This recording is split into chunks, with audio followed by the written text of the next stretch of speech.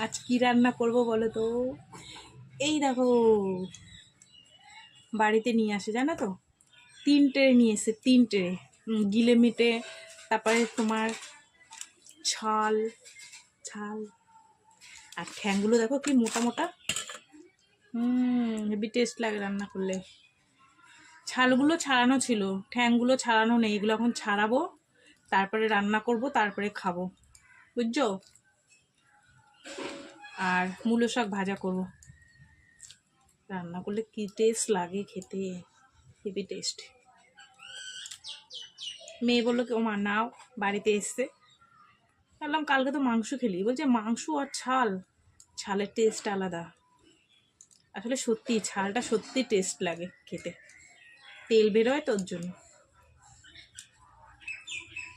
ছালালাকে বললাম ঠ্যাংগুলো তুমি বেঁচে দিয়ে গেলে না কেন?